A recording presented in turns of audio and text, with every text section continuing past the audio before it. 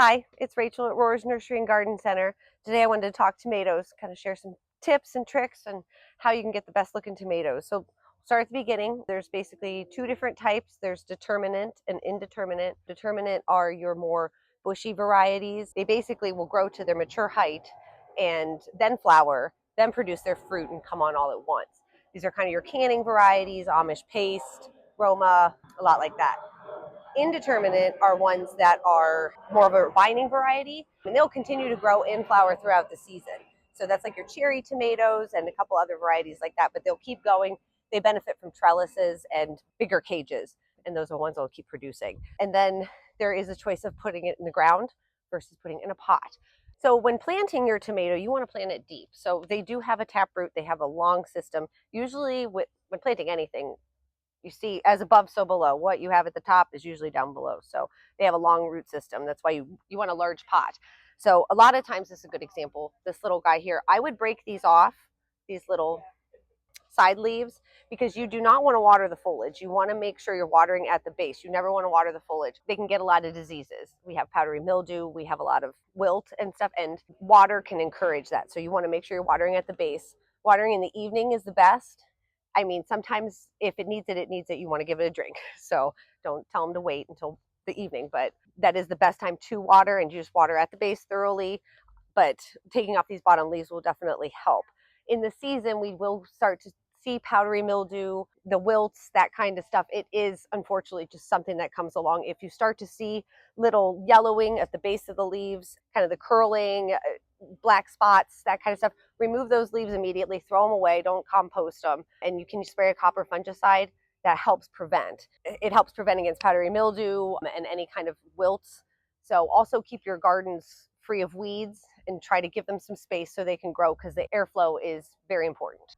Putting it in the pot, you want to make sure you have very good drainage and a very large pot. Like this is going to need repotted here soon because this guy will get bigger than me here by the end of the season usually. Determinate tomatoes can get about like 2 to 4 foot tall, but indeterminate will continue to grow. So just kind of depends. Unfortunately, there's really no way to tell except for by a tag, but there are a lot of lists out there, and most of them do say. There is also heirloom varieties versus hybrid varieties.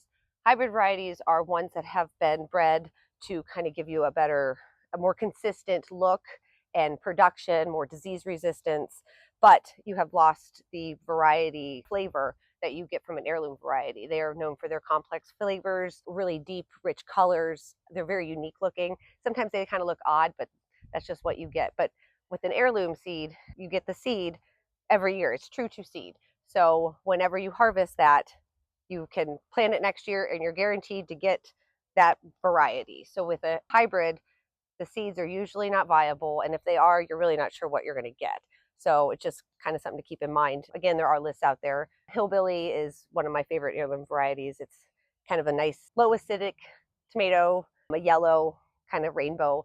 So they have a really nice color. As far as planting goes, whether it's in a pot or in the ground, I highly recommend using either tomato tone or the Fox Farm tomato and veggie. Tomatoes are very heavy feeders. They love calcium. They like a lot of nitrogen. So they're quick growing and they have a short lifespan. So they're taking up a lot of nutrients. Both of these have added calcium and stuff. So it's a slow release fertilizer and it's going to feed it throughout the season. I've had great luck with both. If anybody has ever seen the blossom end rot, which is when the tomato gets a little black spot on the very end of it, tomatoes, peppers, eggplants, they're all related. They can get that spot on that, which is a calcium deficiency. So prevention is the best medicine. So these will have the calcium in it. And then along as the growing season keeps going, you want to use, this is one of my favorites. This is for the vegetative state. This is Grow Big.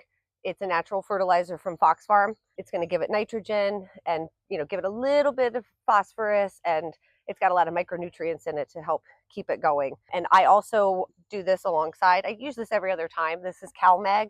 This is calcium and magnesium. Again, it's adding more calcium and magnesium to it. This is especially important if you are planting tomatoes in a pot because they're using more nutrients than they would in the ground. You're going to need to put it in more often. So you can't really overdo it. As long as you are following the directions on here and putting the right dilution rate in there, you can fertilize every time you water and it's okay. And then once it starts to flower, I like to switch over to the Big Bloom. This is an organic one from Fox Farm too. It's just great for vegetables. It's going to produce a lot of flowers, and it also has a lot of like micronutrients in it to kind of help balance the sweetness and really bring out the flavors of your tomatoes. Fox Farm does amazing things with their products. They have a lot of things that will enhance flavors of your tomatoes, and they're very specific with a lot of stuff, so they're really cool. But anyway, I hope that helps, and we are always here to help if you have any questions.